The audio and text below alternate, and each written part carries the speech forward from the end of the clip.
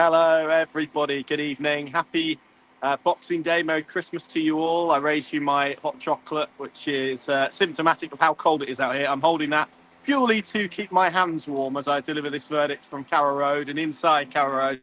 And a Carrow Road that has seen a transformation in terms of results, in terms of atmosphere, in terms of energy, all of those aspects completely transformed by what Philippe Clement has been able to do here. 4 games in charge, bearing in mind the context beforehand that they didn't take any in their opening 8 games here, one of those obviously being in the Carabao Cup against Southampton. They've taken 10 from their next 4, all under Clement. Of course, there is an argument that should be 12, given the nature of that Oxford game and the late concession within it, that would have made it feel and look so different and would mean that Clement had a 100% record at Carrow Road. But hey, 10 out of 12 isn't bad going all told, and it's symptomatic of a wider Norwich City improvement that continued here this afternoon.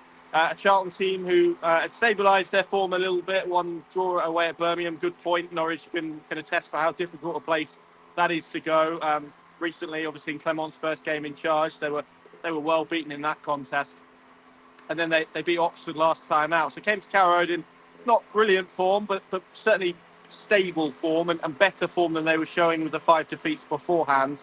And they have walked away, Norwich City, having beaten them 1-0, but also being the first team this season to come to Carrow Road and not score a single goal. And if I'm honest, didn't really land a punch on Norwich City's defence or their goalkeeper Vladan Kovacevic, who, barring one header from the end from Luke Berry, which had already been given as a foul in the build-up, didn't really have a huge amount to do this afternoon. And that again shows the levels of improvement that Norwich City have shown since the Belgian walked in the club last month. That we're now talking about that being the case, because it certainly wasn't prior to. It's their first clean sheet since August. It's their third successive win here, and I think you could feel the energy, the atmosphere, the happiness around the place. It's lovely to see. It's enjoyable. This has become an enjoyable place to come back to, and those scenes at the end are really, really nice to witness. And yeah, it makes you feel all warm and fuzzy inside, and you need all of that today, because it is absolutely freezing out here.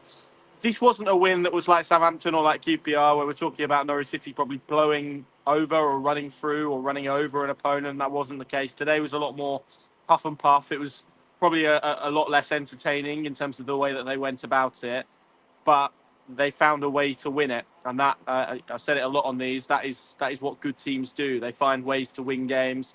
But also, I think you compare it with what they did earlier in the season, where they had these kind of marginal games, or gains, not games, not gains, and they found ways to lose them. They conceded a soft goal, a sloppy goal, and would then implode. That sort of wasn't the case, and that largely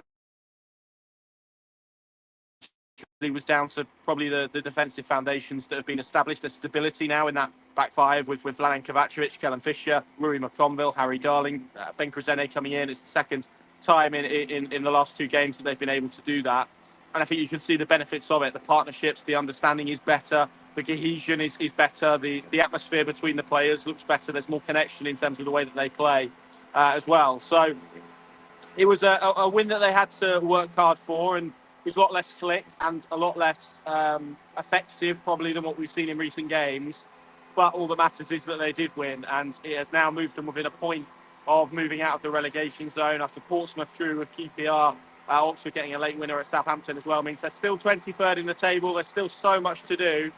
But I think the way they're performing and the way they have performed since Philippe Clement came into the building, we are going to soon enough be talking about this Norwich City team, hopefully in a mid-table context rather than a relegation one, because they are performing significantly better, and the results, 1 defeat in 7, is no longer indicative of a team that are going to drop out of this division. The performances are no longer indicative of a team that are going to drop out of this division.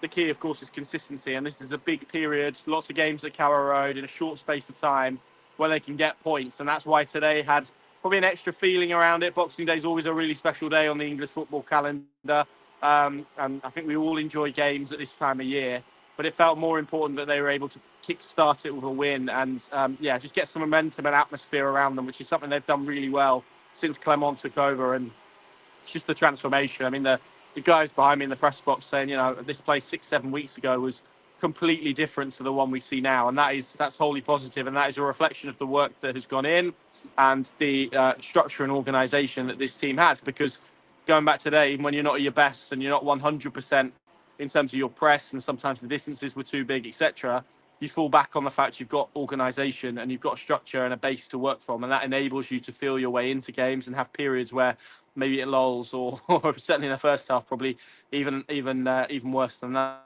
So a big win, an important win to start a really important period. Let's dissect it then. 2 changes for Norwich City. Obviously, Noam Ankle-Forson in the starting 11 with a hamstring issue. He dropped out. Matej Jurasek came in. Anis Ben Slimani earned his first championship start of the season in the number 10. Jacob Wright dropped to the bench.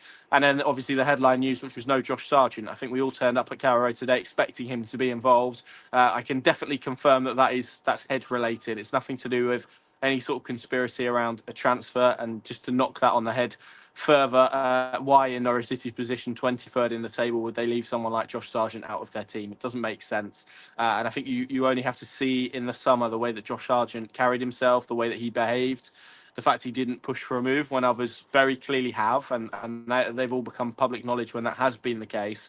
I don't think Josh Sargent, I really hope and I believe that Josh Sargent wouldn't do that to this football club. He values the relationship he has with his fans. Concussions are really complex. They're really hard to recover from. The recoveries aren't always linear. I think Jack Stacey's kind of proven that now on 2 times, on 2 bases. And of course, with football and the increased risk that comes with head injuries, particularly later on in life, you do have to be more careful. You do have to be more cautious. You do have to take less risks in regard to that because, and again, using Stacey as an example, I think you can see the precarious nature of what head injuries can do, and also the challenges that they present. I think there's a pretty clear link there between kind of head injuries and muscular injuries. So you've got to be really careful. If he's not 100%, the right decision to have him involved. I think that was the right one. He's now through the concussion protocol, so hopefully that means he can then come back for Monday's game against Watford. But yes, definitely no transfer-related element to that. Still working his way back from a head injury, and I think taking the time is absolutely right, given the nature of the injury and just how complex and difficult concussions can be to come back from. So in his absence, it was Jovan Makama again at number 9. I think we're going to be talking about him somewhat throughout this video as we go into the game. And thought Norwich City had a bright start, in truth, in terms of possession, in territory, intent. I thought they had all of those elements. Without probably creating and constructing the opportunities that they should have done and that they needed to do to break down a Charlton team who are happy to come here and sit it wasn't a deep block all of the time, but in a lower block and absorb pressure that left them a lot of space kind of in midfield areas. And I felt probably as the half wore on, so it just felt like the energy kind of sapped out of them a little bit. They became a little bit lateral. The things we associate maybe with that kind of disastrous spell under Liam Manning. They didn't really have the purpose to their play. There were a couple of flashes. Kenny McLean had a chance on the edge of the penalty area. And then I think that might have been the same move where Jurasek found Slim. No, to the post was Jurasek with a lovely ball into Ben Slimani in the area. He found Makama, who turned and hit the post. Those were the 2 best opportunities in the first half. And if we're being hypercritical after a victory, I didn't think Norwich used the ball well enough. There was a period in sort of a 5-10 minute period where they just lost all cohesion and capability with the ball. They couldn't find teammates. They couldn't string any kind of passes together. And they were fortunate that Charlton probably weren't able to capitalise the turnovers that they did win in quite high positions. And the pressure they put onto themselves during that period, I think, will have really frustrated Philippe Clement in terms of what he saw. But it was a pretty low quality half, in truth. There was that McLean chance that I mentioned, Makama hitting the post. Jurasek had one that kind of he shinned in towards goal that Thomas Kaminski pulled off a brilliant save to deny, but Rui McConville had one on the turn. So Norwich constructed opportunities, but they weren't high quality ones. I think if we're going to talk in terms of expected goals, then it was very, very little in that. And then a double change at half time. Springett and Jacob Wright coming on for Jurasek and Slimani. Those 2 obviously just haven't played a lot of football for different reasons recently. So I think that there's probably a fitness element to that. I thought there was some nice touches from Jurasek, some nice crosses.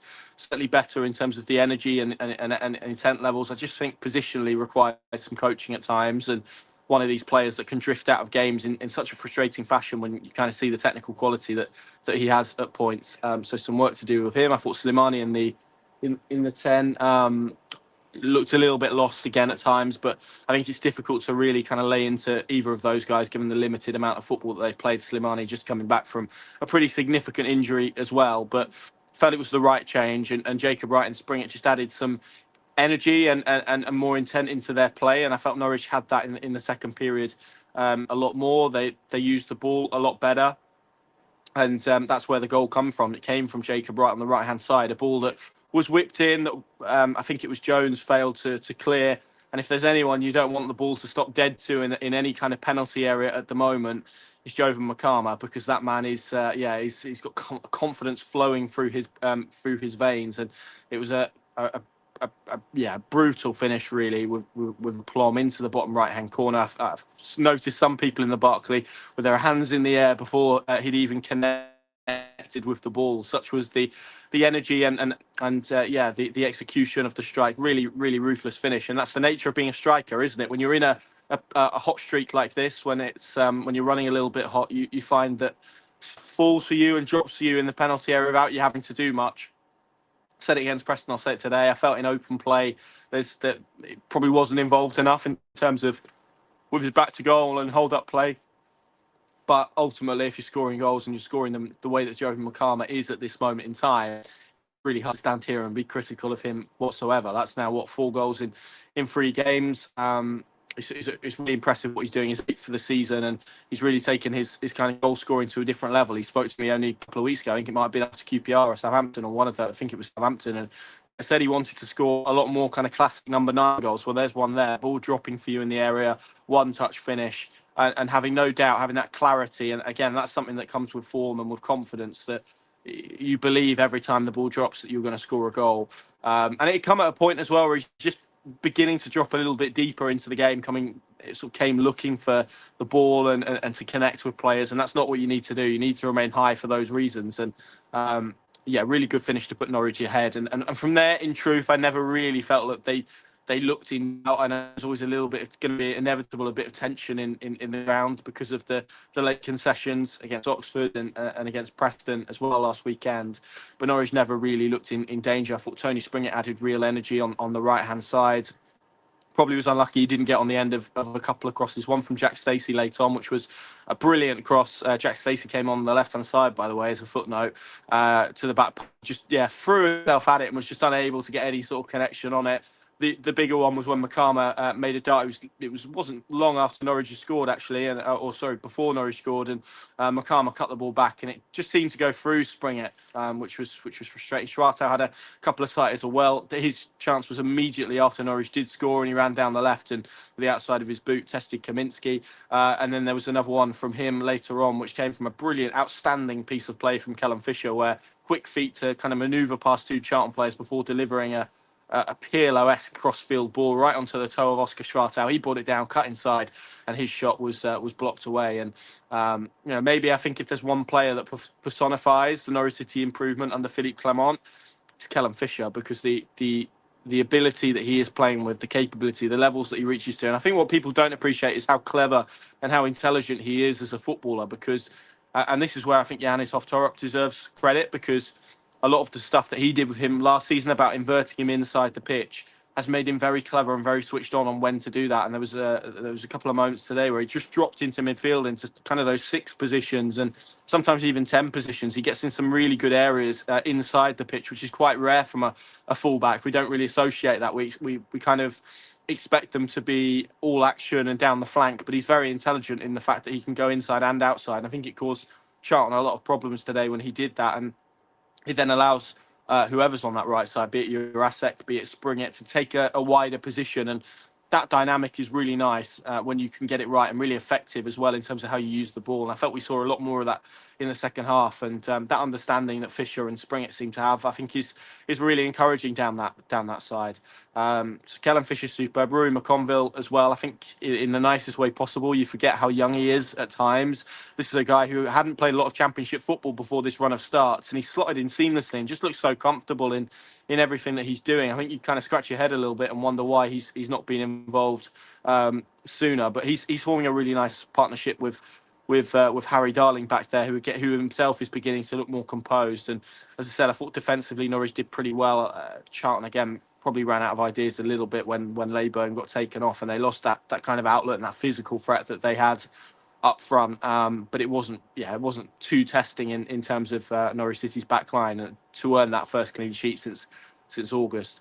And that's the huge positive. That ticked off the home form. All of this stuff that was evading them for a long period of time is now slowly being reintegrated, and slowly they are ticking elements off. It's just probably that away win now that is elusive, that Philippe Clement needs in his back pocket to really signal that he has got Norwich City up and running again after a really turgid period at the start of the campaign that ultimately cost Liam Manning his job and led to a lot of toxicity here. As I said, that feels light years ago in terms of the transformation that the team, the stands, the energy, the atmosphere, all of those aspects have taken hold. And that is why this festive period is so pivotal. 4 games in 10 days to really motor, to add some momentum. 3 of those at Carrow Road, a place where they're beginning to find victories, beginning to find form, beginning to find a connection with their fans. All of that stuff, I think, bodes pretty precariously for the teams that are to come here in Watford and Stoke, obviously, in next Sunday, before that FA Cup break, and obviously a trip to QPR in the meantime, who they've already beaten this season. So,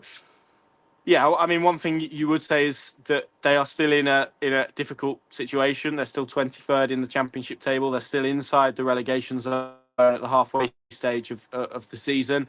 They've amassed 21 points at this stage, 22 points, 21 points. That is below par, but when you consider only 9 of those came under Liam Manning and the subsequent ones have come under Philippe Clement, I think you realise the trajectory they are on, and it is upward and it is positive. And as I said kind of earlier, this does no longer feel like a team that is languishing and that is struggling and that is looking over its shoulder. I think we're now beginning to look up the table. Can Norwich catch Charlton? I think they can, on the evidence of today and what we've seen. Can they catch the 2 teams in front of them? Yes, but they need to keep winning games of football and delivering performances. And the key is, when you're not at your best, as they weren't today, when you're not using the ball, or there are elements of your game that just aren't quite clicking, are you able to find something? Are you able to find a goal? Are you able to keep knocking on that door? As a young group of players, they've proven today that they are. And again, that is really encouraging as well.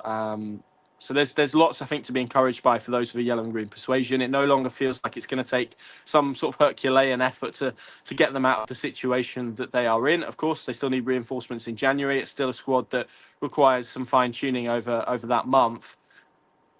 But goodness me, this feels like a completely different football club, and more importantly, a completely different team on the pitch in terms of their application, their execution, the structure, the organisation of what they are doing.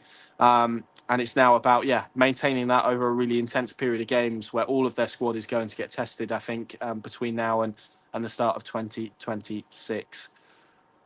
A win, a clean sheet, Jovan Makama scoring again. What a brilliant way to bring Christmas to a close as we kind of limp towards the New Year festivities as well. Thank you very much for watching this afternoon, be that live or whether you're watching back on our YouTube channel. And we'll be back again on Monday for that trip of Watford, where Norwich City have another opportunity to apply some more pressure to those teams above them. Thank you very much for watching. Pinkin.com, the place to go for all the analysis and reactions to this game. We've got Harry Darling, Philippe Clement, Curtis Fleming, the Charlton assistant manager, with Nathan Jones in the director's box today, serving a yellow card suspension. We've got all of that on the YouTube channel. We will see you again for the next one. A very Merry Christmas to you all. Enjoy the remaining time that you have for the festivities. And we'll be back here again very soon.